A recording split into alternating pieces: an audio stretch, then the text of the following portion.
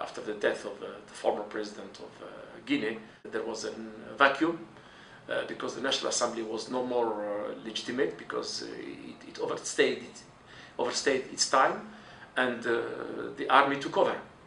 And the army took over with the sense of staying there for a long period. The situation was dangerous for the country, with the risk of violent ethnic conflict in the country, with far-reaching implications for sub-regional peace and security. That was the challenge in 2008. Therefore, we undertook, together with other partners, to ensure, to convince the stakeholders to have a short transition and to create conditions for legislative and presidential election. And all that culminated after protracted efforts, where the United Nations have been playing a very important role together with other stakeholders. That culminated in the holding of the presidential election and the first ever democratically elected President Alpha Condé. During the transition in Guinea, I undertook more than 50 trips to Guinea. Shows you the commitment of the United Nations through the regional office for West Africa, the kind of engagement we had with the stakeholders.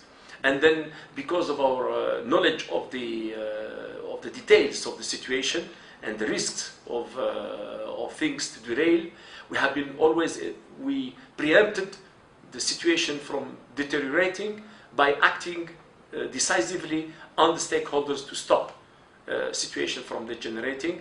And more often than not, we mobilized others, including the ECOWAS and the African Union, so that we work together within the context of a contact group. It was not one single mediation and then it's over. It was, as I said, a very protracted process of number of obstacles, because essentially the regime, the junta, didn't want to go to election. And then they established the National Unity Government, and then, to our big surprise, the government had the same position, adopted the same position by trying to postpone election again. So it's essentially turned around the need to hold election. That was the biggest problem. And then when we agreed on the election, it was to bring, the challenge was to bring all stakeholders together on the conditions for the election. So all these efforts finally culminated in the holding of the presidential election, and it was the elections were held in relatively good conditions with the support of the international community, and this is the first time that a president was democratically elected in Guinea since independence.